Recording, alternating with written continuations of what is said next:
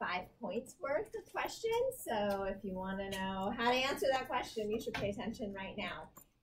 This is an important topic to get through because, as you can tell, we're starting to write ADIME notes. Your final exam is a complete ADIME note, so you have to know this. And the next 3 cases you'll be doing are going to be in ADIME format, and I'm going to begin to start to deduct for poor format and not including all the data that needs to be there. So these first 2, I don't expect that. We're just getting our feet wet, but I think the next one, you should have a better understanding, and then a better, and then a better. And the next 3 cases are all worth more points too. So this is where I'm going to start to grade more on the format of these. Okay, so the ADIME format comes from our nutrition care process, right? And so we've been doing assessment and then the diagnosis, and we have an intervention, and then we monitor and evaluate, ADIME. And we've been doing this, but the part that we really haven't paid attention to yet is the nutrition diagnosis. And so with this case, I want to pay particular attention to nutrition diagnosis. I'm going to just kind of fly through this idea of screening. As you can imagine, you walk into a 300-bed hospital, you can't see every single patient, right? So we have to screen for those patients that are at the highest risk and would benefit from our services the most. So screening in the referral system is external to the nutrition care process. It's the starting place to identify patients that should enter the nutrition care process. So screening is going to be fast, quick tools to identify patients that are at the highest risk. So we're going to screen, and I think we talked about this a little bit, but we're going to screen on our potentially A, B, C, Ds, and Ps, but primarily just fast indicators. So with the anthropometrics, easily we can screen on BMI. BMI has its flaws, but it, population-wide, public health-wide, easy way to get a quick assessment of underweight and overweight. And it's not saying these people are malnourished, it's just a risk, right? They're at risk. So quick way to screen would be BMI. Labs, depends on what setting you're in. So sometimes hemoglobin, hematocrit, hemoglobin A1C, which would be for diabetes, blood glucose, those would be some routine. So they have to be routine, right? Markers, things that are routinely collected from the healthcare team. Those would be labs that we potentially would send, the patient to the dietitian. Certainly there are other labs that we help manage, but they're not routinely collected. So that's why they wouldn't be good screening tools or screening variables. So the client history, there's a lot of things we screen on. Poor, I don't have an appetite. I've been vomiting for the last 3 days. I've had diarrhea for the last 3 days. I've had uncontrolled weight loss, unattended weight loss. These are things that the client is going to tell you, and these are very highly correlated with nutritional status. So those are great screening questions and referral questions. Diet, not a routine variable or piece of data for screening because nobody really collects diet data except the nutrition professional. So when we're looking at screening and referrals, we're talking about from other healthcare providers primarily. How do we get our patients into our service, into nutrition services? Dietitians do their own screening also in the inpatient setting, but it's a paper screen. You're looking at the medical chart. If you're going and talking to a client, then you're doing like a whole assessment, right? So a screen, again, is you're just kind of gathering through the data and seeing who's at the highest risk. So diet wouldn't be as easy to screen on because nobody's asking about that information except for the nutrition professional. Does that make sense? If a pediatrician asks, is your child drinking sugar sweetened beverages, or do they eat animal protein, and any of those answers are yes or no, they could refer to the dietitian, but those aren't necessarily regular screening questions. But those would be quick questions that you could ask that would put somebody at higher risk and refer, then that client would get into our services. And same with physical signs, not really something off the top of my head that I can think of that quickly puts somebody into our services. But you could imagine a waist circumference would be pretty easy to do. You could refer somebody for elevated waist circumference, but it's not routinely collected. So does that make sense? So quick indicators that put somebody at risk, thinking about the A, B, C, Ds, and Ps, and how these people get into our services. Screening usually comes from other healthcare professionals, including the diet technician can do screening. Referrals come from other healthcare providers into our service. In the inpatient setting, dietitians do paper screening, combing through the medical chart, looking at all the patients in the hospital to identify who they really need to go and see and do a more thorough nutrition assessment with. Okay? So the screening is external to the nutrition care process. Once we've identified who's at highest risk, they come into our system and we do our assessment, which flows into an ADIME note. So I'm not going to look at all of this. You can read it on your own. So we've already talked about our assessment. What I want to just focus on now is the nutrition diagnosis, because that is the piece of this nutrition care process that we haven't formally spoken about. So when we were looking at our pregnancy case, I was writing down problems that were coming out of our assessment data, general problems. And that used to be the way we used to do it. We would just casually write about the nutrition problems in our assessment, right? That's an assessment that we're doing. But the Academy of Nutrition and Dietetics, about, 10 years ago now, published the International Dietetics and Nutrition Terminology Reference Manual, the IDNT, and came out with the nutrition care process, and they mandated, highly encouraged, really want all dietitians and facilities to adopt the nutrition care process and the standardized terminology. They want us to have this systemized way of managing patients so that we can collect data, basically, and see what our effectiveness is in managing patients. So if we have a systematic process that we're all following, it's easier to collect data on that. If we're diagnosing problems in the same way, we can collect better data on that. And if we're using similar terms, it makes it even easier to collect data, right? If we all are talking about similar problems but in different ways, it's harder, it gets a little gray, right? It gets a little murky, and it's hard to tell exactly what the intervention was and what the outcomes were. So they want us to come up with standardized language so we can track that language, track our interventions, and then see what our outcomes are. And just looking back at this nutrition care process, that's what this is coming out of the nutrition care process, outcomes management systems. And we have something now called ANDII, ANDI, and it's Academy of Nutrition and Dietetics information. It's informatics, basically. It's a database where they want dietitians to plug their nutrition diagnoses, their interventions, and their outcomes. So they can look nationwide and begin to aggregate data across all patient care in different sectors. So there's again, electronic data collection tool that they want all practitioners to begin to use. But nobody's really there yet. A few people are, but most people aren't, because in the inpatient setting, you have your own electronic medical record system that you're charting in, that the entire healthcare system has access to. So you're already charting. Imagine if you had to now open up a new, computer software web-based system and chart again.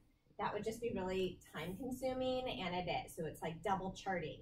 And not only is there the charting in the electronic medical record, but there's also charting that goes to the kitchen. So you have to communicate with the kitchen with food allergies and food preferences and larger serving sizes, smaller serving sizes, snacks, you know, whatever it is, your nutrition intervention has to get to the kitchen. So there's actually already some charting that way, internal, and then there's within the healthcare system, the electronic medical record, and then this would be a third way dietitians would have to chart. So it's really cumbersome, and what we need are information technology computer scientists to integrate this system into the electronic medical record so it could like automatically gather it and do it for us.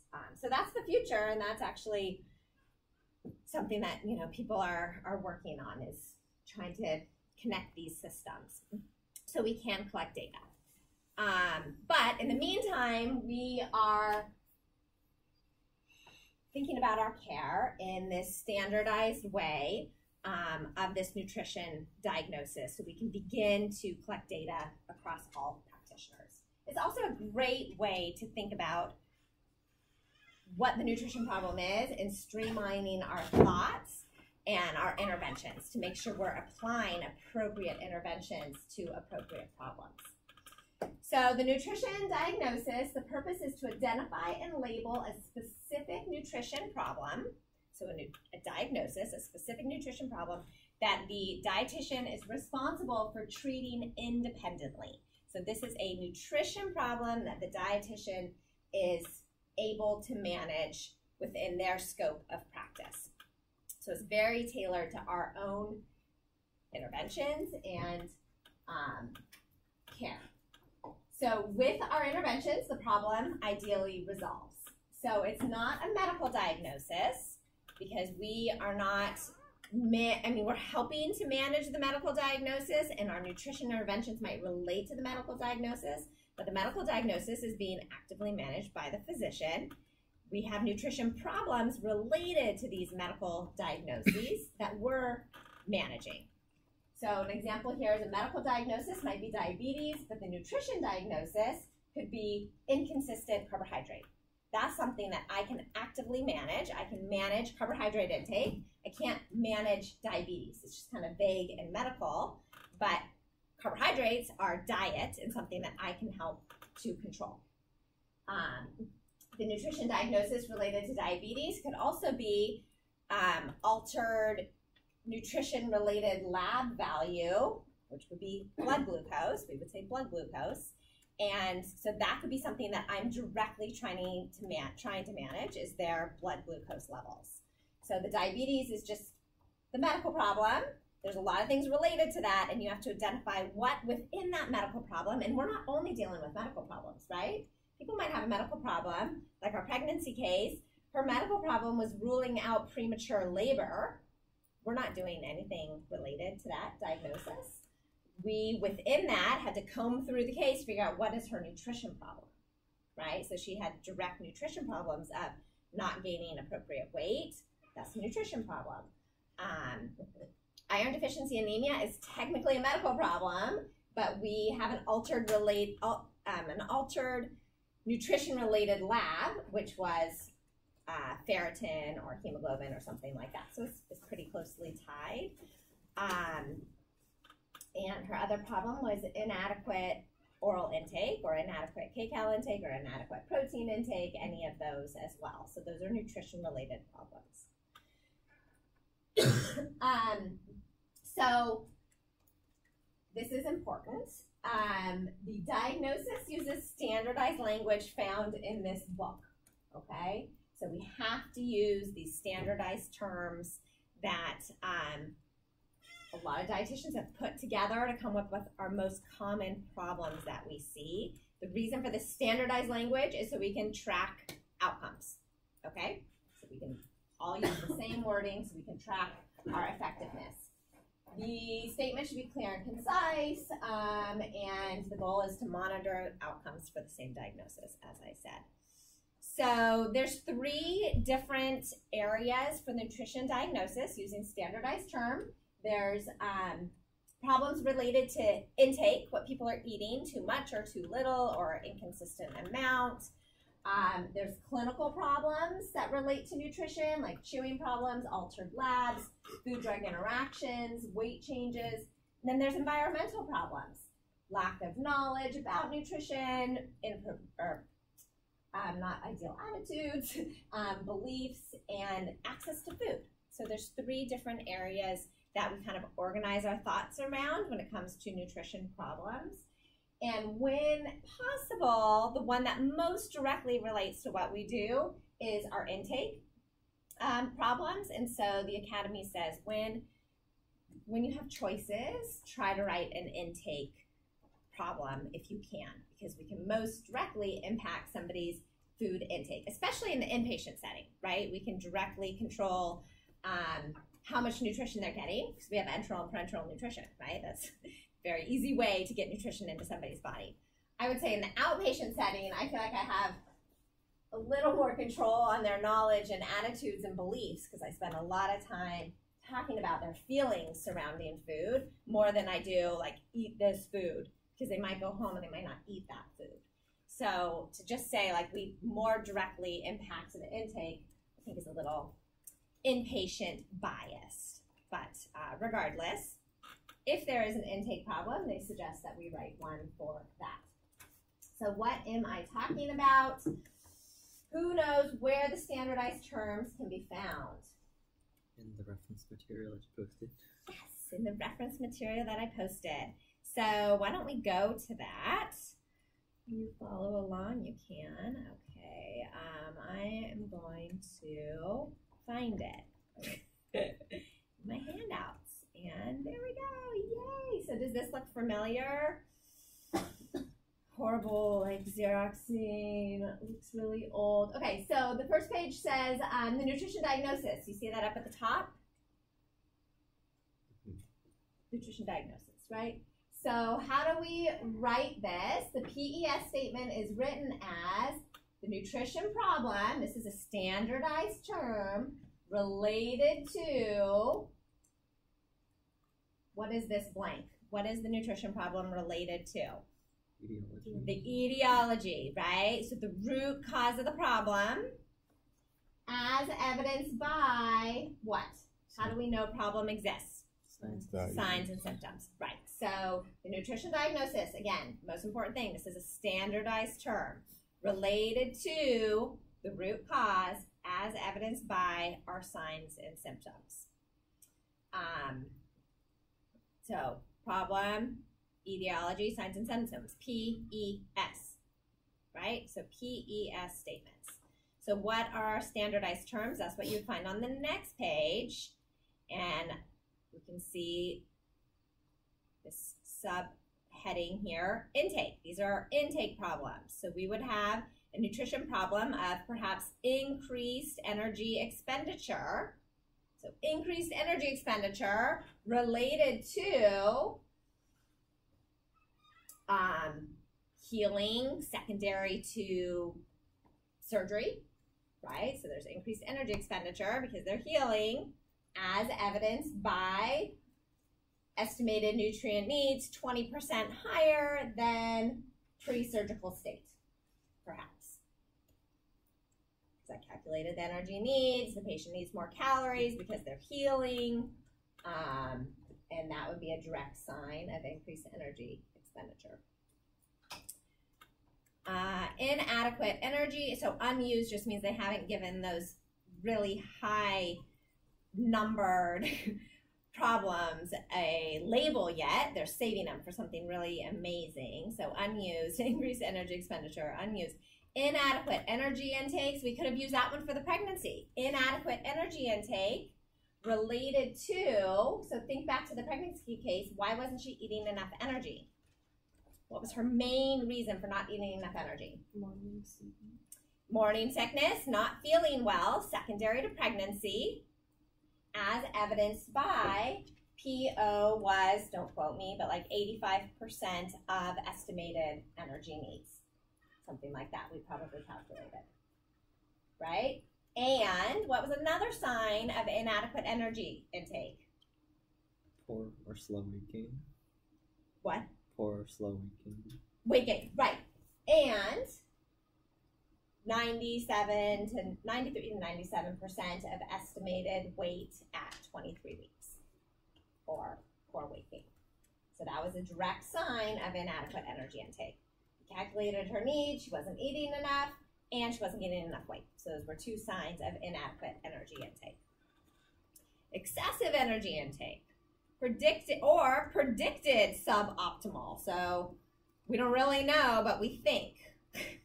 That comes up. Sometimes we don't know, but we think. So continuing with intake problems, inadequate oral intake. So just not eating enough. So the energy is going to be really specific to calories. There's another one for protein. We continue down, but if they're not getting enough energy and protein, I often just pick inadequate oral intake. They're not getting enough of all of it. Because what we don't want is like so many PES statements, because it's just time consuming, right? To write all that out. It makes our notes really long. Nobody wants to read all of that. So if you can condense it into one problem that kind of captures a lot of what you're trying to say, that's a fine way to write a statement. Okay, so for her, I think I put inadequate oral intake related to, why didn't she have enough? Morning sickness, not feeling well in first trimester of pregnancy, as evidenced by kcals meeting 85% of estimated nutrient needs, protein meeting 85% of estimated nutrient needs, only at 97% of ideal weight gain at 23 weeks. And inadequate fruits and vegetables, inadequate meat intake, whatever else there was, because our food patterns were off too. Those were all signs of inadequate oral intake. So you guys get it? Yeah, so those, so I'm gonna scroll. So we keep going down. All of these are still intake problems, and then we can get to clinical problems here. So swallowing difficulty related to recent stroke and diagnosis of dysphagia, as evidenced by patient not eating. What are signs of dysphagia? If somebody has dysphagia. Aspiration. But so aspiration, what would be a sign of aspiration? Coughing. Coughing, right. So coughing while eating, pocketing food in the mouth. They often chew and don't want to swallow, so they keep food in the mouth. Drooling and saliva coming out of the mouth because they don't have really good control over their oral function, right? Yes? I just have a quick question, because in the practice, one of the practice sheets we did with Mary,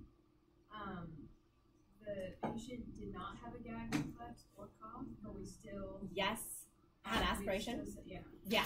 Yeah, so you might not see that, right? It can be, they can silently aspirate. There's silent aspiration, where so people... you just assume? No, we never assume. So maybe that wouldn't be the best one, right? So there's a lot of options to choose from. So I wouldn't assume. But if they had a diagnosis from the speech-language pathologist of dysphagia and high risk for aspiration, then you can use that, because that's, a clinical sign, right? From our clinical data piece from another healthcare provider. Yes? So with dysphagia, you have a gag reflex? Or you would not? You could have either, right? So, some people have a gag reflex, so they're coughing and, they're getting it up. But if they don't have that gag reflex, then they could be choking on their food as well. So if they don't, and there's no previous healthcare provider, but how would you know? Exactly. You wouldn't know, because you're not doing the test, right? You're not doing the swallow eval. You're not, you wouldn't know that. Oh, you read it on So there would be some sign. Are they there because they have pneumonia, right? And then somebody's like, well, why do they have pneumonia? Are they aspirating? What's their age? What's their medical diagnosis? We need a speech-language pathologist to come in and do a swallow eval so we can see how their swallowing function is, right? Okay. What phase of swallowing does most aspiration occur in? Where is the most dysfunction? Pharyngeal, right? Yes, so not oral, not esophageal, but the pharyngeal phase of swallowing in the pharynx area. Good. What is the concern of dysphagia? Why do we care?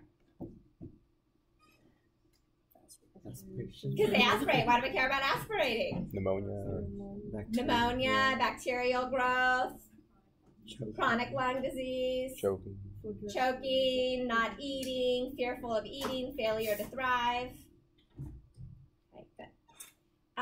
Okay, so there's these clinical diagnoses, and then there's behavioral, environmental, right? So food nutrition related knowledge deficit related to, so why do they have a knowledge deficit? Never seen a dietitian before. New diagnosis, those would be some of the etiologies. As evidenced by, patient didn't know what a carbohydrate was, something like that. Okay, so just continuing. So this sheet is really important. Do you have to memorize these? No. If you had to write a PES statement, you would be given this sheet to come up with the standardized problem. Do you have to know that it goes problem, etiology, signs, and symptoms? Yes. Problem related to. This is just the way we write it. You write related to, and you write the problem as evidenced by. So those are key terms that you have to have in there as well. Can you put two diagnoses together, such as inadequate carbohydrate intake and food and nutrition related knowledge deficit related to whatever? No, you cannot do that. You cannot put those two together in one statement. You need to separate them and have two different statements because that results in better data collection, more specific statements related to your direct problems. Is there a standard for the intervention? So there is, if we continue down this, the next page is the nutrition intervention terminology, but we're not going to adopt this really because nobody else is in practice either. Eventually, they want us to come up with our standardized term. The etiology is never going to be standardized. The signs and symptoms are not standardized, but the intervention, they want us to use standardized terms. So again, for better data collection, right? So you can say exactly what it is you did, and all the dietitians are also saying exactly what it is they did. So maybe we should adopt it at some point, but we're not going to. But these are some ideas for you. But why I included this is that it's broken down by food and nutrient delivery. So we're starting to get there. I'm having you organize your interventions according to what type of intervention it is, right? Food and nutrient delivery, nutrition counseling, nutrition education, or coordination of care. So I'm having you think about that, and you're welcome to look at this and come up with some ideas, right, of what the standardized terms might be. But okay, can I put this away? Any questions about this reference sheet? Nope, pretty clear? Okay, so our signs and symptoms come from where? So problem, etiology, signs and symptoms. Our signs and symptoms come from? Assessment. Our assessment data. That's our assessment data. Those are the signs of the problem. That's how we came up with the problem. That's why we have to do the assessment, right? And when we write our ADIME note, we have our assessment. This is our diagnosis. We have our intervention. What should our intervention target? The problem. The nutrition diagnosis. So the intervention is trying to resolve the nutrition diagnosis, but it's targeted at the root cause, the etiology, right? Our intervention, what we're doing is actually targeted at the root cause of the problem. It makes perfect sense. So let's say inadequate oral intake related to lack of knowledge as evidenced by meeting 85% of energy needs, okay? So lack of knowledge was the root problem. If I just gave somebody an extra 3,000 calories because they're not eating enough, is that going to solve the problem? No. My intervention should be knowledge. I have to educate them on why their needs are important and how they can meet their needs. That, I'm saying, is what's going to resolve that problem. if it was at inadequate oral intake because of lack of hospital diet doesn't meet needs. We've had that one before, right? The hospital diet's only 1,900 calories, but they need 2,400 calories.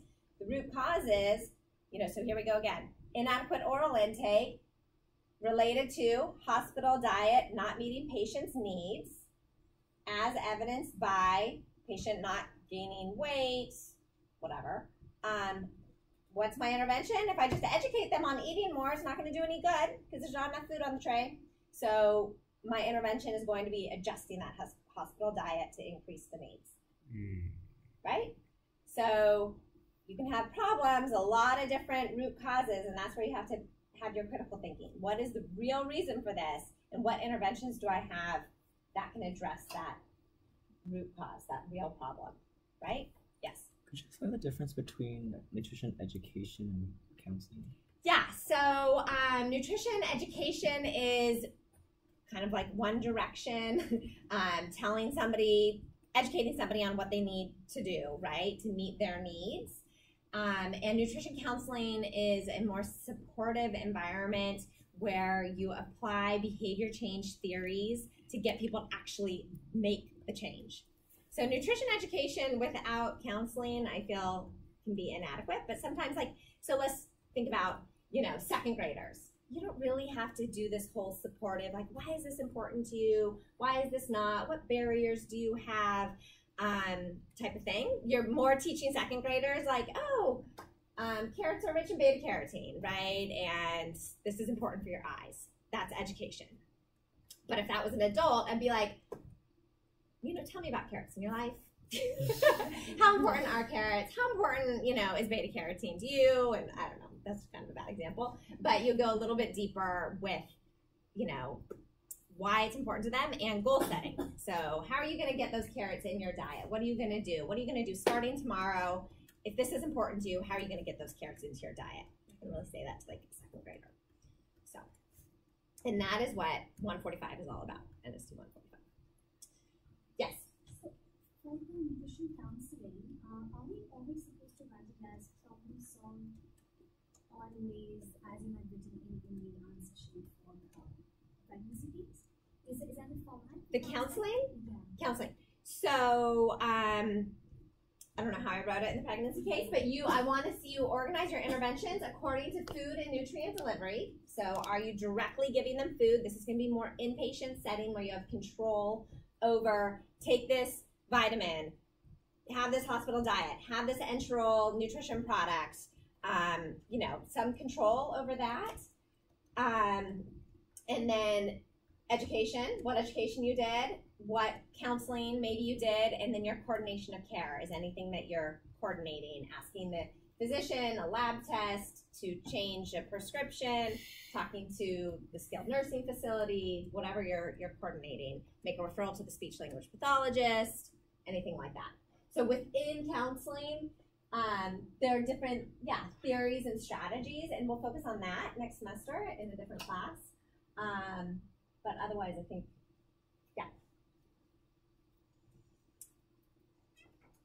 Any other questions about this? Nope. Good? Okay. So then I think that I'm done with these slides. Kind of covered it. Problem, etiology, signs and symptoms, standardized terminology. The etiology is the focus of the intervention. The signs and symptoms come from, that's where I was going. Your signs and symptoms come from your assessment data. So when we think back to our ADIME note, we have our assessment data, we have our PES statement, we have our intervention directly targeted to the etiology, and then we have our monitoring and evaluation, right, plan in our care. So we're going to monitor and evaluate something to make sure that the problem is gone, right? We've come up with this problem. We need to monitor and evaluate something. So what are we going to monitor and evaluate? Yeah, our signs and symptoms, right? So we're going, whatever we wrote in our PES statement, whatever signs and symptoms we had, we're going to pretty much monitor those. If you looked at my pregnancy note, you don't have to go into complete detail, perfectly with your monitoring evaluation, but you can say things like weight, diet, iron intake, labs, anemia labs, Just be concise. It would be concise. Yes. And for the monitoring and evaluation, in terms of a time frame, like how do you go about? Yeah. So then I would we always put in our monitoring and evaluation our follow-up plan, and so that should directly link back to the nutrition risk level, right? So if they're very high risk, then you're going to want to see the patient sooner. Moderate risk, less time. Low risk, less time. And then that varies on inpatient versus outpatient care, right? So within 3 weeks to a month would be a pretty high-risk patient in outpatient care. Moderate, patient would be a month to 2 months, and low risk would be like 3, 4, 5 months. I mean, that's going to vary based on your facility as well. So you could put a monitoring plan for each piece of data if you wanted to. Then you could do that. So you're going to monitor ins and outs daily. You're going to monitor electrolytes daily. You're going to check hemoglobin in 3 months. How do you know what these time frames are? You're just going to pick out this information as you move through clinical care and medical nutrition therapy. Yes? So if it's an outpatient setting, it's bound to be longer than 3 to 4 weeks. Like a more longer period. Yes. And unless you want to call them on the phone, so some of my patients, we set goals and I call them the next week just to see how they're doing with those goals. Because if you let too much time go by, they lose motivation and focus and forget what it is they were working on. So a phone call is always nice too. Okay, and hopefully you read through some examples. You guys can look at those. And we're going to get a lot of practice as the semester continues to move forward. So now I think we should work in groups for a minute and look at your pediatric case and think about the A, B, C's, and D's and P's, and we'll come together as a group. So kind of, you guys ready? Well, when do they need iron? Shoot, it was So after 6 months? after What? Tell your neighbor, when It do was they need after- iron? it was after 4 like, 6 months. Yeah, 6 months. so that's when the They're reserved Yeah, for when now. they Because replant. it was like breast milk was exposed. Yeah. Mrs. Johnson about her nutritional needs, right, and making sure that she's getting enough calories and has restored all of her micronutrients. They have to come to the WIC clinic to see you before they receive their WIC vouchers. So education is part of the Women, Infant, and Children program. And so at this visit, you learn that she was breastfeeding Jack until 3 months of age, but then she started infant formula. He began to eat at 4 months, and he started walking at 10 months. So you see Jack's data here. So at birth, he was 21.5 inches long. That was his length. So better terminology instead of height. It should have said length. And his weight was 9 pounds, 2 ounces. That's a pound sign. 92 ounces. At 3 months, he grew, and at 12 months, he continued to grow, and his weight continued to go up as well. So if we were just collectively, or just generally looking at this, we would say, okay, he's growing taller, and his weight is going up, as babies should. Oh, I should have painted my nails. Oh, look at this. Sparkled up my rings. Okay. But is this an appropriate weight gain and an appropriate growth and improvement in length, right? So is he growing at an appropriate rate? So our group in the back, what did you use to assess this?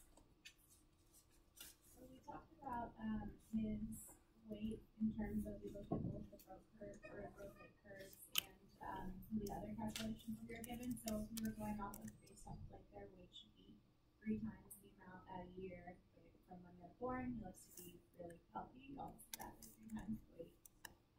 But he is a larger baby to begin with. So when you look at the curves, and it's on the upper kind of levels of the curves size-wise.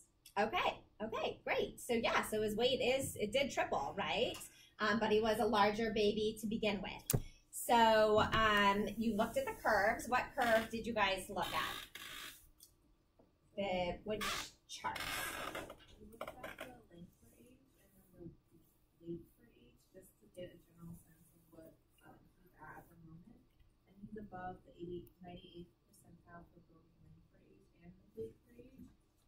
And then if you look at his weight for length percentiles, you can see that he's still within like the 95th percentile at the moment. But if you compare it to his weight for length at birth to it at 3 months, you can see it steadily increasing. Okay. So originally around like the 25th or so. I don't know, it's something lower. Yes, yes. Okay, fantastic. So you guys used the World Health Organization charts, growth standards, which are collected, data was collected from breastfed babies from around the world, and in ideal environments. So these are actually standards, gold standards for growth for 0 to 2-year-olds. Rather than from 2 to 18, we use the CDC charts, and these are a reference, not a growth standard. They're just a reference. They're a collection of weights and heights from individuals, but not under ideal conditions necessarily or with ideal food. So they're just a reference for us to compare our population to. And so we should have looked at length for age and weight for age for both of these. And we need to, in children, we're not just looking at one point in time, we're looking at trends over time. Children and infants get into a growth channel where they go on a curve and they kind of stick to that curve throughout their lives. And when we see variations in this channel, that's when we begin to get concerned. Babies usually get in their growth channel within like 3 to 4 months, maybe up to a year it might take them to get into their channel. Babies that are born smaller or larger, it might take longer for them to actually get into their growth channel. But it's really remarkable when you look over time at these pediatric patients, they really do stick to their curve. And that's genetics, right? I mean, they're genetically determined to have that height and weight unless we bombard their environment in different ways, right? With too many calories or not enough calories, that's when we're going to see deviations. But if they have access to the food they need and they're physically active, their genetics are going to dictate their height, right, and their weight for the most part. So it's pretty interesting to watch over time. So just looking at baby Jack at birth, he was in the 98th percentile for length, and then the next data point we had was at 3 months. He was in between the 95th to the 98th, and then at 12 months he was greater than the 98th. So his length for age is high. He is a long baby. He probably has parents that are tall. And so only at 12 months, 2% of 12-month-old boys are longer than him. 98% are shorter than him. Do we care? Doesn't really matter, right? I mean, he's continuing to grow long, and he's going to be a long baby. He's going to be tall, right? He might be tall. He might slow down. His growth might slow down. Maybe he won't end up being tall, but he's on, for sure, he's on this curve. His weight, he started at the 90th percentile, weight for age. Then he still was on the 90th, and then he jumped up to the 98th percentile for weight for age. So did he jump a channel? He jumped a channel. He's only 12 months old, so we might not know his exact channel yet, but he was 90th, 90th, and then 98th. So he's going up, his channel's going up, and all we can say here is 2% of 12-month-old boys weigh more than him. 98% of 12-month-old boys weigh less than him. He weighs a lot for 12 months. That's all we can say. He weighs a lot, and we can say you know, his weight is going up at a faster rate than what we would have expected from birth, had the 90th percentile been his channel. It's a little too early to tell. Again, he's only 12 months old. For this reason, we don't classify anybody as overweight or obese until after age 2. Okay, so until we have a BMI at age 2, that's when we can make classifications of overweight and obesity. Before that, all we can say is he is tall and he weighs more than other 12-month-olds. So those in and of itself are fine. What's most important is when we look at the rate of weight compared to his height. Are they going up at the same rate? And so how do we look at that? We look at the weight for height, right? So we do look at, well, weight for length. And so as the group in the back told us, pretty tough, right? Pretty tough here to see. I didn't write down the percentage, but I know I did in my notes. I think I did right here. Yes.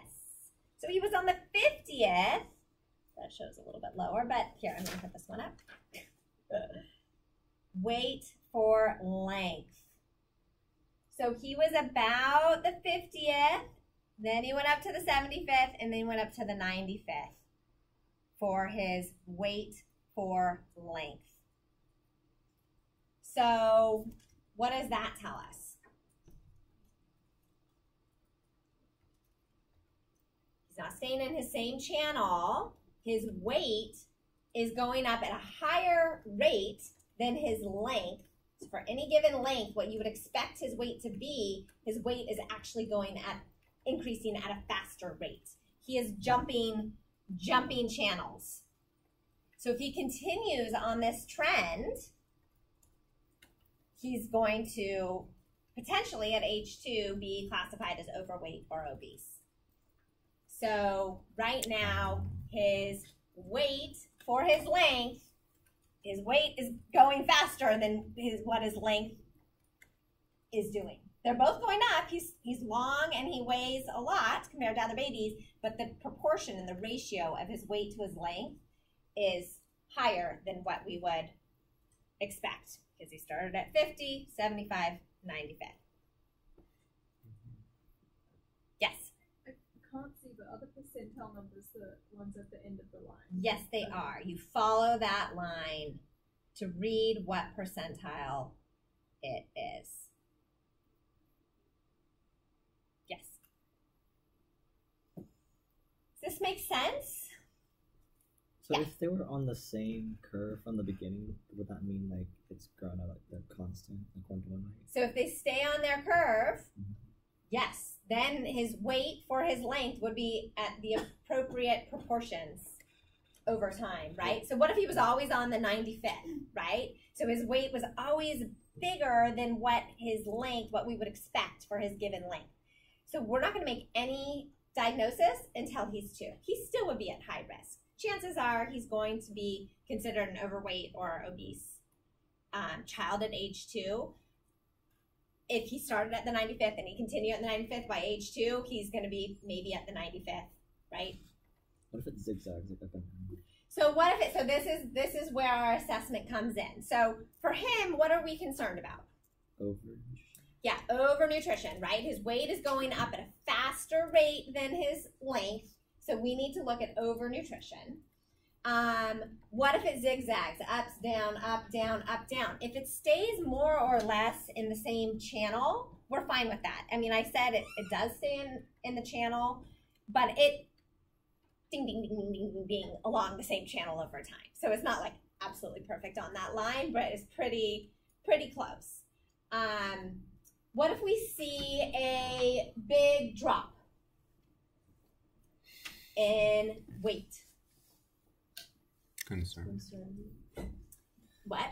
That may be concerning. It might be concerning, so we never want to see, like in a child, so if they were gaining too much weight, we can start to see it become stagnant if we adjust their environment, and that would be okay. But if they're still in puberty and they're still growing, we're still more or less going to want to see it continue to go up, right? But if they were at their appropriate weight, at a healthy weight and then it starts to become stagnant and flat, then we have to understand what's going on. And even worse, if a child loses weight, right? So children aren't supposed to lose weight unless they're overweight. Even if they're overweight, we often say, let's not lose weight, let's just let the height catch up. So they want to kind of maintain their weight and allow them to continue to grow into their weight. So to tell a child to lose weight is pretty extreme. They would have to be, you know, obese and maybe towards the end of puberty, right? So sometimes I have children come in, but they're already like 5'5". I'm like, okay, they're kind of already done growing, and they're, you know, say it's a female, and their, you know, weight is much higher than what we would want for their height. So 5'5", ideal body weight, more or less, plus or minus, like 125, 135. Say they were 175, 180. Then they could lose some weight because they're not going to be growing much more, right? But if they're not, they haven't hit puberty yet, we're hoping that their height is going to catch up with their weight. So you have to look at what their weight actually is to determine if you're going to help them like lose weight or try to maintain their weight. Does that make sense? Yes. So does this weight to length chart not take into consideration how old the baby is, or is their age? So the weight for length does not take into account their age.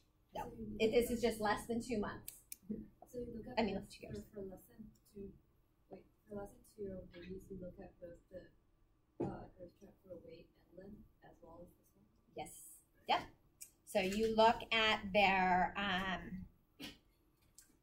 length for age, their weight for age, and then you look at their weight for length.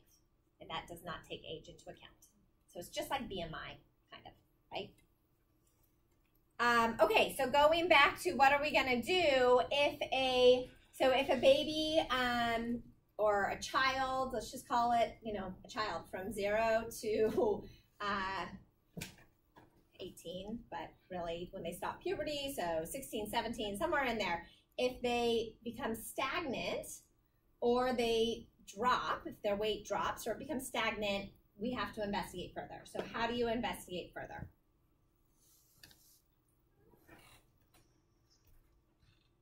So you're a dietitian, right? What can we do, Sophia? Okay, so diet history, right? So we're going to compare their intake to their needs. We're going to do what we do for every single patient, right? You're going to calculate their energy needs and their protein needs, and then you're going to do a diet recall and see if they're meeting their needs or not. You're going to ask them about their physical activity levels to make sure that the needs are appropriate. And do infants and adult, you know, pediatrics have their own equations and guidelines for calories, caloric needs? Yes, they do, right? There's the RDA, there's different equations. Yes? In the equations, the activity factors didn't start till like 3 years old, I think. So if he's walking already, what would we... Yeah, so we're going to get there. But he's a healthy infant, so there's no reason not to use the RDA for him because that's for healthy individuals. So some of the other equations that we have are more for infants that are ill and they're not growing and they have failure to thrive, and so we would use some of those. But okay, so we're going to compare the intake to the needs. Say that they're not eating enough. Say that they are eating enough, but their weight still isn't growing. What are you going to do? It's what we do for all people. If somebody's underweight, give them more calories, right? Come up with the root cause. What is the etiology? Why are they underweight? We have to assess, you know, their relationship with food, if there's access to food, and assuming that is the case, you know, if they're picky eaters. So you're trying to come up with why aren't they eating enough? What is the etiology? What is the root cause of this? And that's what you're going to address. If they're eating the right amount of calories, but they're still not gaining weight, then, you know, we look for malabsorption, do a stool sample, you know, see if there's, then the physician is going to take over and try to determine if there's illness and a medical, you know, condition for this. Yes. Wait, so for infants and young children, since it's kind of difficult to get this information out of them, would you connect with their parents? Yes. So you connect with their parents all through childhood, even into the teenage years, because they don't have their own complete purchasing power and ability to pick the foods that they want to pick, right, in household. So not only, like, when they're age like 12 to 18, 19, you're still going to work with the parents, but you're going to be talking a lot more to the child and seeing what's going on in their thoughts, right? Yeah, you're getting all this information from the caregiver. So if their weight is higher than what is expected, they jump a channel. So like our guy here, right, we're jumping channels, our weight compared to our length, we're getting up there. If he continues at this rate, we're going to keep on flying. What is our intervention? Decrease intake, energy intake. So we're going to look at the energy needs, right? Look at the protein needs, look at the diet, and translate those energy needs to food patterns, adjust our food patterns to meet their needs, right? Adjust the food patterns to meet the needs. So are we including healthy choices? Are we meeting our needs? Where are we consuming in excess, and adjust from there? Yes? Food patterns, do we just use the USDA? Yes, yep, they work for kids too, but you should double check, make sure, is it going to meet the patient's calcium needs and iron needs? But when you look at the food patterns, the lowest one we have is like 1,000 calories, and that is, who else is going to eat that? A pediatric patient is going to be eating that. So they are the same. They're in adult serving sizes, right? We say 1 cup. You obviously wouldn't give a young child a full cup of fruit. Maybe depends on their age, right? But when they're 12 months, maybe you wouldn't. Maybe you would give them like a 1/2 cup serving at breakfast and a 1/2 cup serving at lunch. So you're gonna make your delivered serving sizes smaller, but in the end, it's the same. So any questions about the anthropometrics? Yes.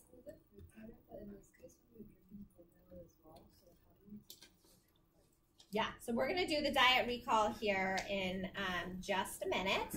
Any other questions about the anthropometrics? Yes. For the BMI calculation, is that okay to use across all ages? To use what? The BMI formula? Yeah. So BMI is BMI, but we don't do BMI until they're age 2.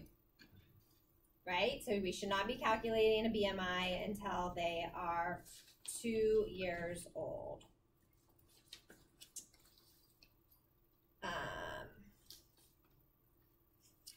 How many papers could I have out at one time? I don't know. Lots. I was looking for my slides, but I have everybody's slides but my own. Okay. Any other questions about the anthropometrics? So we know how to plot. We know what, there we go, what these mean. Okay.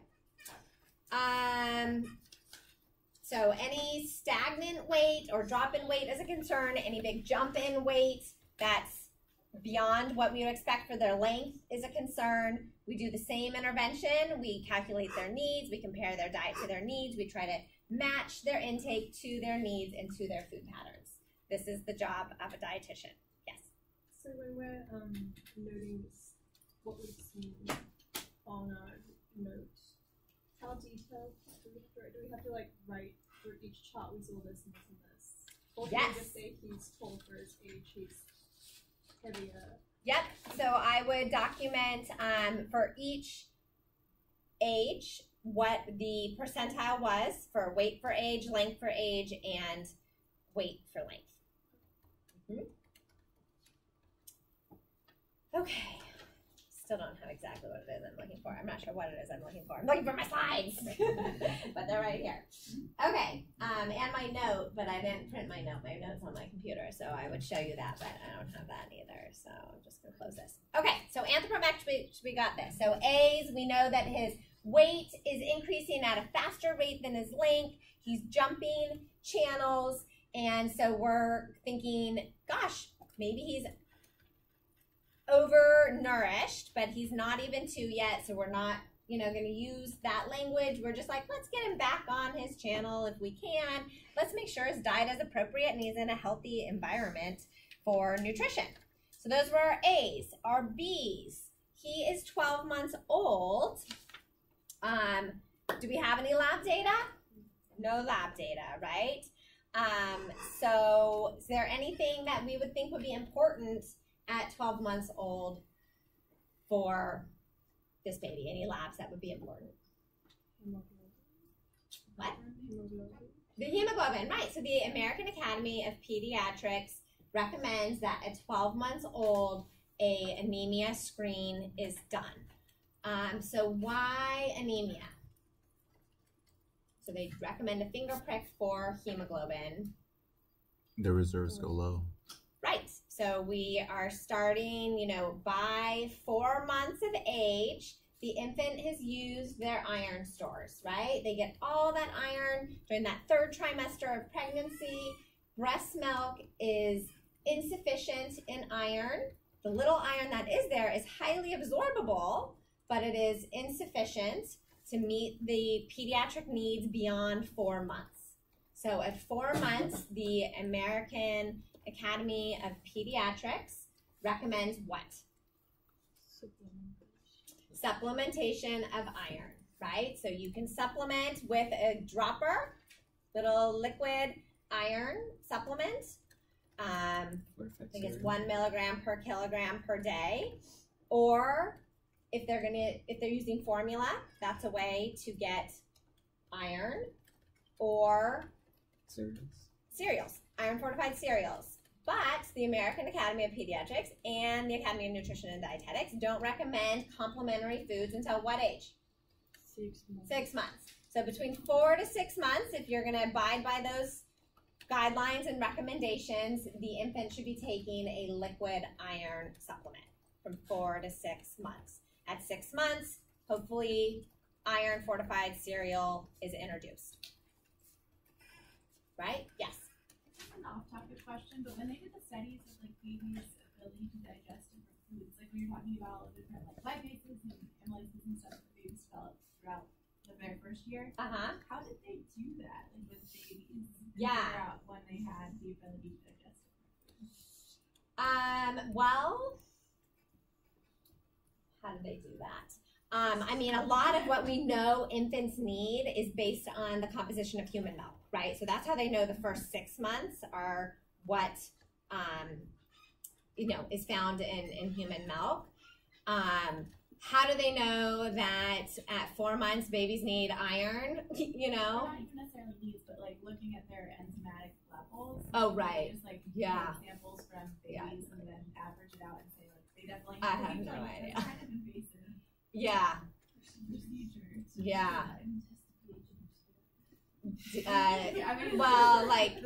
Breath test. You can test for test for absorption of starches and sugars through a breath test, right? So, if the gut bacteria is still working on that, maybe.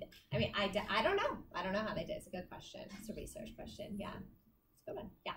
So if they've finished their iron stores by 4 months of age, would you start supplementing after, by then? At 4 months. Until 12 months once you do the screen. So what is the recommendation for iron supplementation? 4 months. Yep. And then because not everybody supplements, right? And because baby stomachs are really small, and so they're not eating a lot, their servings are really small, and because some people, continue to breastfeed and they don't have the formula, the prevalence of anemia is about 10% for infants in the general population. Some groups have higher rates of anemia than others. That's why the recommendation to check hemoglobin is made. And if there are risk factors for anemia, they actually recommend that you also check a ferritin. So everybody should get a hemoglobin check at 12 months.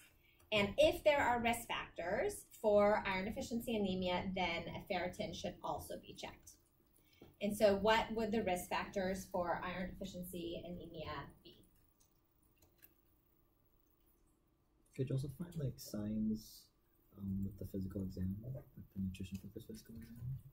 Exactly. So there could be signs of it. So pale skin, pale conjunctiva, colonychia. Sure. If the mother was malnourished or had anemia during pregnancy? So if the mother had anemia during pregnancy, absolutely, right? The baby's getting that iron that third trimester. So if the mother doesn't have a lot of it, the baby's not going to get transferred as much. Premature babies are going to be at high risk because we get most of that iron in that last trimester. So the earlier they're delivered, right? What about like history of like bacterial infection for the baby? Maybe because the bacteria is eating up that iron. Sure. Yeah.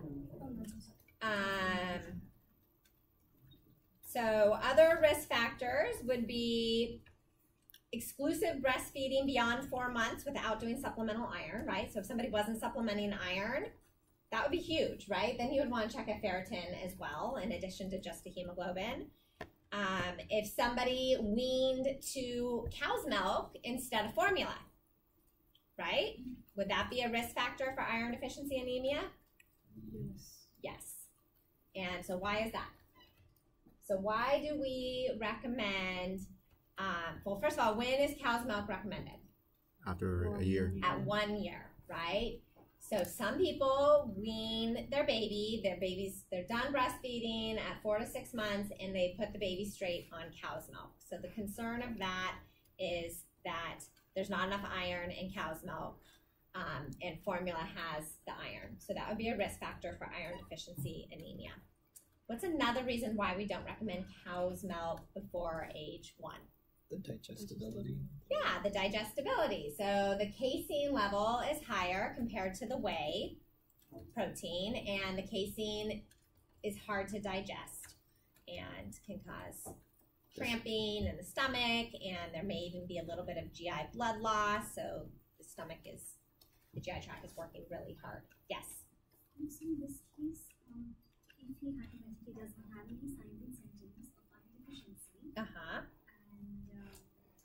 if we know he's having iron fortified cereal and formula, and his diet chart shows he's getting enough iron, still do the hemoglobin? Well, I mean, that is the universal recommendation from the American Academy of Pediatrics, would be at 12 months to do a hemoglobin test. Regardless of the situation. Yes, I went back and read the paper to make sure that was the case, and it is the case. I mean, that's the public health recommendation. So is every physician going to abide by that? No. So is it necessary if you absolutely know that they're getting enough iron? You know, what if they're not absorbing it, right? It's a finger prick. So they're not doing a full blood test. They're doing a finger prick screening for it. So yeah, I'm sure there's discretion, but the universal recommendation is to get a hemoglobin screen. So other risk factors would clearly be not eating well, not growing well, lower socioeconomic status, because maybe they're not purchasing the formula, maybe they don't have access to complementary foods, right? And different ethnic groups have higher prevalence, and so especially children of Mexican American descent, there's a higher prevalence of iron deficiency anemia, so that would be considered a risk factor according to the American Academy of Pediatrics. So those would be some of the ones in which you would want to get a hemoglobin test and a ferritin test. Okay, so good. What else? So that was the labs, right? So when do we get other labs checked? I mean, you might, if somebody had a really strong family history of diabetes and heart disease, and if the child was considered overweight or obese based on their BMI after age 2, you could start to check for risk factors for cardiovascular disease. You can also start to check for fatty liver disease, looking at liver enzymes. So that's quite common, age 5, 6, 7. We start to see these tests conducted. How early can you order a complete blood count and a comprehensive metabolic panel? Yeah, birth. Yeah, they have blood. But do they draw Right. like the entire tube? They do a little I think they do it from the heel. Oh. Yeah, I think that's where it's done. And they draw blood, little catheter. So, just to reiterate, so with babies, you would do vitamin D at birth. Yep. And then the vitamin K shot also at birth. Yep. And then iron at 4 months. Yep. And then the fluoride, zinc, and all the other ones. So zinc, we're not going to supplement zinc, but unless we really thought that they weren't, getting a lot of animal protein foods and weren't getting a lot of zinc, I think it's pretty rare. It's just more of a nutrient of concern. Fluoride, when their teeth are present, you want to make sure they have fluoridated water. And then that is it. Those are the main nutrients of concern. But so with supplements, right? So D, K, iron are our supplements. And then the other ones, we just want to make sure the diet has enough of those foods. What if it goes over the RDA? We're really not concerned. Not concerned. Nope. Yes, this was super, super high, above the upper limit for that age group. So there are upper limits for each age group. So that would be a problem. On average, when do children start teething? About 4 months old, they start to get little teeth. Yep.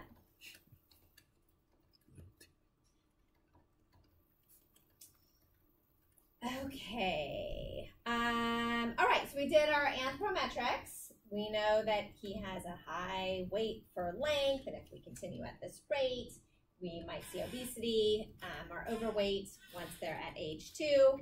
We know the labs that we're going to want to order because he's 12 months old would be a hemoglobin check. Now, looking at this diet, does he have sufficient iron intake? Yes. He does. He is of a lower socioeconomic status because they're going to WIC, but he also is getting a lot of iron. So you might not check a ferritin in this case because we know that he was weaned to infant formula is what the mom said. So probably getting enough iron, but we would recommend a hemoglobin test anyway. So that's A, B, and then our C's would be the client history. So what of the client history is interesting to us? Started walking at 2 months. Okay, so he's walking, so that is great. Maybe if there's ever a range of energy needs, maybe you'd be on the higher end because he's walking.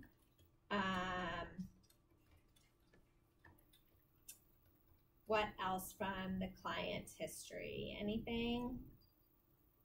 Are the points about the breastfeeding and the infant formula and the cereal, is that considered diet history or client history? It could be either one, right? So started infant formula, that could be diet history or the client history, and same with the cereal. So, yes. When there's a range that ends like 8 to 12 months and then 1 to 3 years. Well, what do you think? For this baby, I used the 1 because he was big for calcium specifically. Okay. If it was the 12 months, he would have been like it drops 500 milligrams over. Yeah. So with any baby, I would say we're only getting older. We're only moving forward in time. So moving to the 1 to 3 year old range would be most appropriate because he's only going to be 12 months for a minute in time, right? And then, it's the same thing. So I would do the 1 to 3. Back to the client history, I would just say that they're WIC clients. That would be important. So your recommendations need to be compliant, with WIC. Okay, so we did our A's, our B's, our C's. So now let's get into the diet and the energy. Does any table group want to present that? The estimated energy needs. Did you guys talk it over? Yeah. So what are the client's estimated energy needs? You're using like multiple formulas. It was on average between like 1,000 to 1,200 kcals. Yep.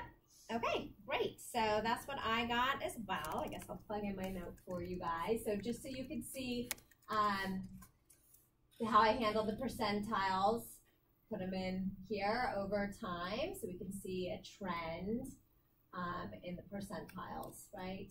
So the energy needs using the RDA. So the RDA for 1 to 3 year olds is 102 kcals per kilogram. right? And then we also gave you the dietary reference intake, so using an equation looking at total energy expenditure plus the energy deposits, and this is more, based on height and weight and activity factors, the DRI. So for a 12-month-old, we could get 1,014, and if you wanted to do another equation, the WHO equation, just for good measure, got a little bit lower there, but going with the RDA, the DRI and the RDA, about 1,000 to 1,200 calories. Did everybody get something kind of like that? Yep. Okay, and protein, we have very clear an RDA for a 1-year-old, 1.1 grams per kilogram. And knowing that fiber is a nutrient of concern. Why is fiber a nutrient of concern for a 1-year-old? So maybe they're not eating enough vegetables or plant foods, and the volume is larger and they have smaller tummies. So yeah, they have really small tummies, right? But they need a lot of fiber. The RDA is pretty high, 19 grams. So we also, at 1 year, we're still thinking about choking hazards, which are skins of grapes and can be, other skins of fruits and vegetables. We're not going to completely remove those at all, but, they might not like the texture. They start to get picky. And so fiber is a nutrient of concern across the life cycle, right? Because most of us don't get enough fiber in our diet. And then just indicating the micronutrients of concern for a 1-year-old. Calcium is 700 milligrams. Vitamin D jumps up to 600 international units. So at 12 months, it's 400, and then it's at the adult level at 600 international units. Iron actually comes down a little bit at age 1, and then we need to make sure there's fluoride. So thinking about 700 milligrams of calcium at age 1. How much calcium is in a glass of milk? 300. So we would need to get at least a couple cups of milk a day. What happens at age 1 in terms of drinking milk? You can start drinking milk. You can start drinking cow's milk. And what method do we administer cow's milk at age 1? James? Open cup. Right. So we start to give them an open cup. And do you think they're really skilled at that? They're not really skilled at that. So not all of that milk makes it in the mouth. And so they have small tummies. They have an open cup. And so trying to get 700 milligrams of calcium can be challenging for this reason. So this is a nutrient of concern. If they were drinking this milk out of a bottle, that would be pretty easy for them. They love sucking on that nipple and drinking the milk. No problem. But because we're transitioning to an open cup, this becomes more of a problem. Vitamin D. How much vitamin D is in a cup of milk? It's about 100 international units. And so we're not going to be getting enough vitamin D from milk. Even if they eat cheese, still not going to be enough. Should we put our babies in the sun? No, that's not recommended from the Dermatology Association. So we're going to be supplementing vitamin D. What happens at 1 year old for iron? So the RDA comes down. Is 7 milligrams hard to get through food? It's not really hard to get through food, but why might it be hard for a 1 year old? They're like, that tall. Chewing skills. Yeah, it's a new texture. Meats haven't been in their diet for that long, right? When do we start to add in meats?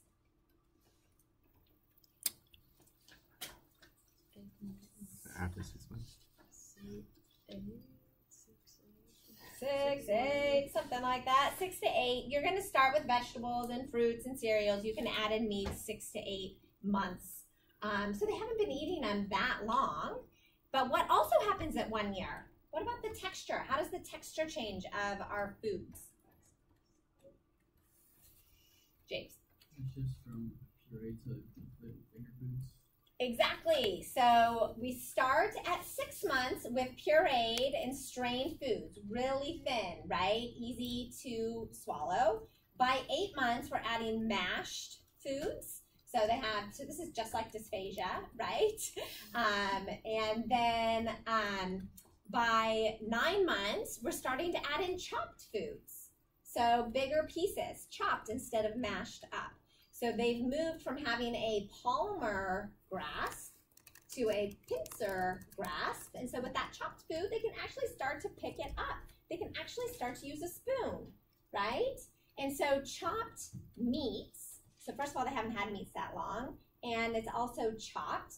And their tummies are really small. So even though 7 milligrams isn't very high, it's a nutrient of concern for this age group. Well, first of all, they've depleted their iron stores, perhaps. Maybe they're not getting supplements. And the meats are new texture, new sizes, and you know, something new. So they might not be eating as much iron. Yes? So should we memorize the calcium, vitamin D? No.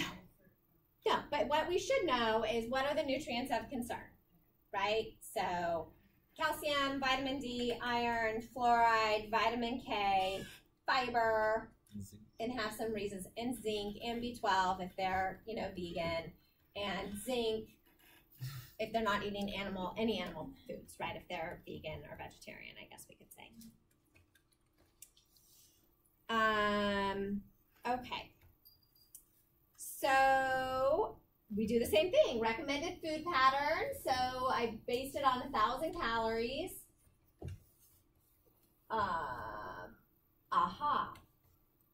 So let's look at, why don't we look at that? Let's look at our diet. Let's see, would the 1,000 calorie recommendation, food patterns, meet the patient's protein needs? Right? Did anybody look at that? Verify that the food patterns would meet the patient's protein needs? No. We should look. So why don't we take a minute? Ooh, it's 9:46. I mean, it would, because like each equivalent is 7 grams, and if you're Yep. having 3, 3, 7, 14, 21. And what was protein needs? like Okay, good. It does. Thank you. Quick math on the spot. So if the food patterns were, I broke it down here, the food patterns. So the food patterns were 3 ounces of protein, so 7, 14, 21 grams of protein, right, with those food patterns. And the dairy, if it was 2.5 cups, that would be 16 more grams of protein, so that's definitely meeting the patient's 13 needs. So that's good. So again, looking at their food patterns and then comparing it to the patient's intake. So how did our patients do? We gave you the nutrient analysis, right? So what did our patient have? 1,600 kcals. So he was 131 to 161% of his kcal needs. 34 grams of protein compared to the 13 grams, so 258% of his protein needs. His fruit juice was pretty high. So what did he have? He was having 8 ounces of juice. That counts as 2 pieces of fruit in a day, right? Versus his need of about 1 cup of fruit in a day.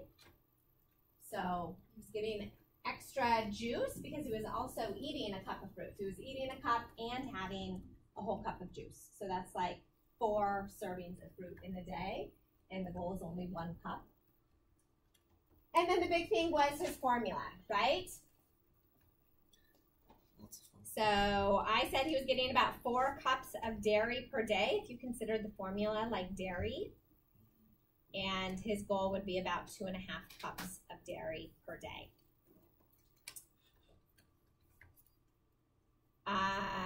His meat, he was getting about 4 ounces of protein a day, and his goal was 3 ounces, and he wasn't getting a lot of vegetables, and his fiber intake was only 6 grams per day versus his goal of 19 grams.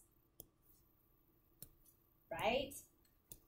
So he's getting a lot more than he needs, right? So what kind of Well, I'm gonna hide my note. Okay, so where do we go from here? What are his problems? Excessive intake. Excessive oral intake, right? So he's getting extra calories, extra protein, extra meat, high juice intake, right? So excessive oral intake.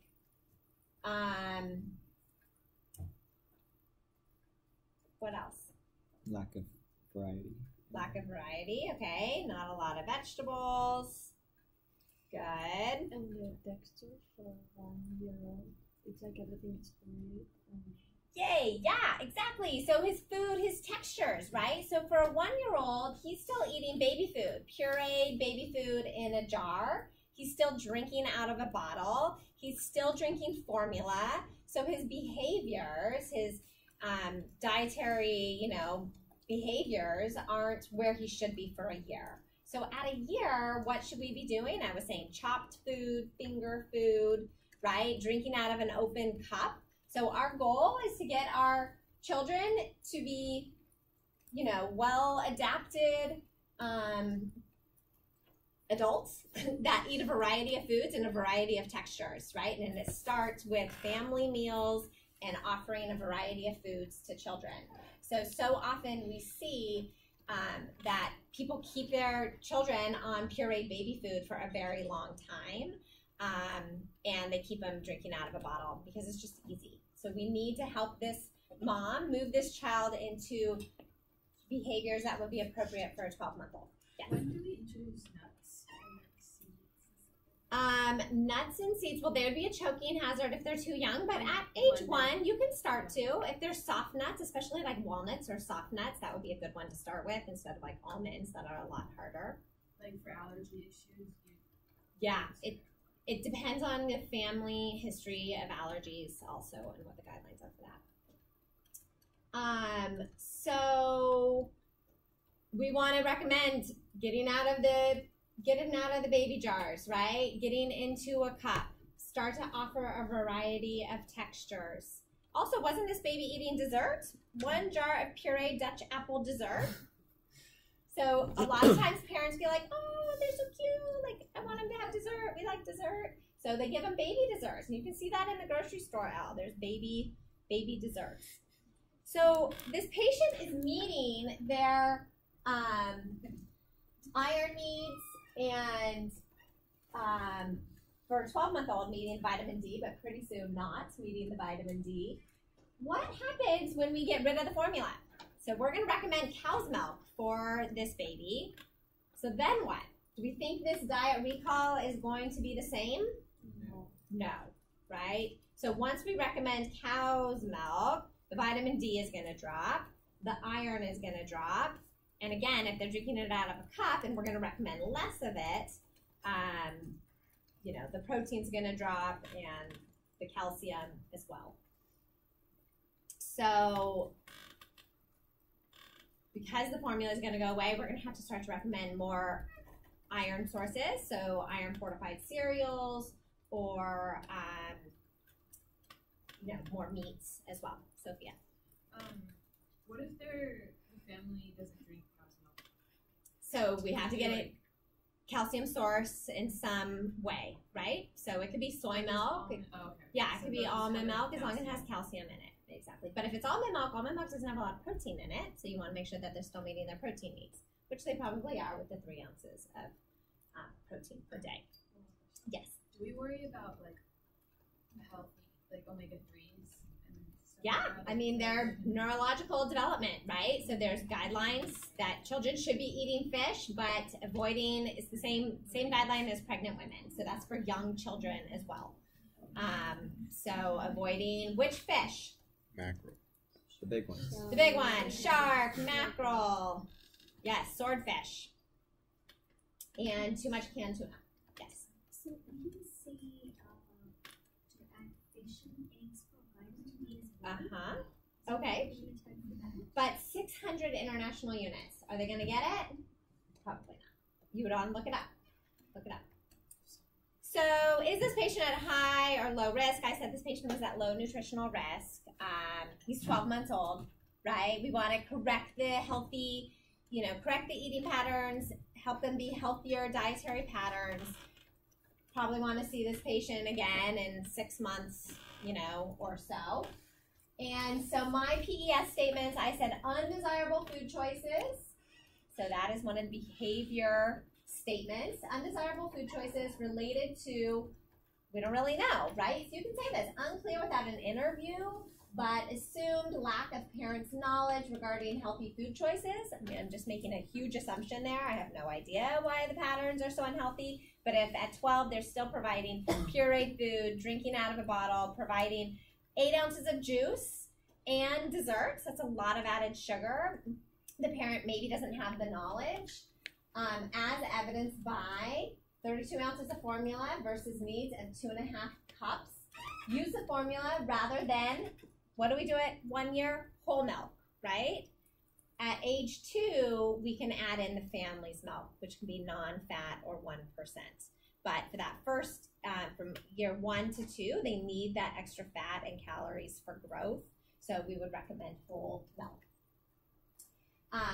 Why do I still have undesirable food choices? Eating desserts, extra fruit juice, 8 ounces, pureed texture, use of a bottle. Fluoride is questionable. I need to check the city and see if they're getting fluoride, and the intake is higher than their estimated needs, and the wait for length is increasing greater than expected.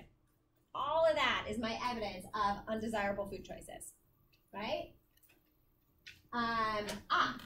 So here's a predicted. I'm predicting there's going to be a suboptimal nutrient intake of iron related to my planned switch for the patient to start to drink cow's milk.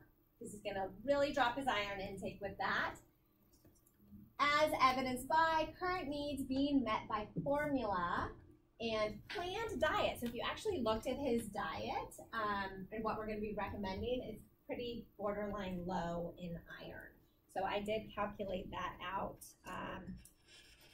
And up here, when I was looking at my recommended food patterns, I looked at this food pattern, and it's going to provide about 5 milligrams of iron in all. And the goal is 7 milligrams. So I'm predicting a suboptimal intake of iron. Does that make sense? Just kind of going above and beyond, but looking at all these foods, like how much iron is really going to be provided in here. Same thing, predicted suboptimal intake of vitamin D related to my switch to cow's milk, as evidenced by the current needs only being met by formula, and the planned diet is only going to provide about 250 international units of vitamin D compared to his goal of 600 international units. So I want to meet his needs and his feeding skills. So we're going to be looking at those feeding skills. I'm going to, with food and nutrient delivery, recommend a 400 international vitamin D supplement, because we're also getting 250 via food, right? So we're not going to ignore the food. I'm going to give some through a supplement. And then we're going to try to meet their food patterns. So you can read through that. Yes? What if the child has issues like swallowing the pills and supplements? It's not a pill. It's a liquid dropper. Vitamin D and iron come in liquid forms for kids. Tylenol comes in liquid form for kids. Everything comes in liquid form. So how did we do on this case? Did we look at energy needs and protein needs? Yes. Did we look at feeding skills and texture? Maybe. A 12-month-old, what else is important? Family meals, parent guidance, parent encouragement, modeling of healthy behaviors, right? We're trying to get these children to grow into adults with a wide variety of preferences and foods in their diet. So the division of responsibility is something that is interesting and important to know about. There's a feeding theory where the parent is in charge of what is served, where it is served, and the child, and when it is served, so at regular meal times, and the child is in charge of how much they eat, if any. So the child gets to determine what fills them up. We don't want to overly, so you have to clean your plate, you have to eat this, but we're responsible for setting the, framework for it. regular meal times, we select the healthy foods for the family, and the child gets to determine how much they're going to eat. Otherwise, if the child's in charge, they're going to graze throughout the whole day. They're never going to come to the table hungry. They're going to refuse new foods, and that's not a healthy way to go about, having good food patterns for the rest of their lives as well. Okay, I think we did pretty well. Sorry, I felt a little frazzled. I think it was my lack of charged car this morning. And it's 8 a.m. on a Monday. Okay, I do want you to look at my interventions. I have a lot of them. Look at them on your own. I will post this. And I am available for another hour over in Morgan Hall if anybody wants to talk about the exam. But I think we have gone through a lot of the things today.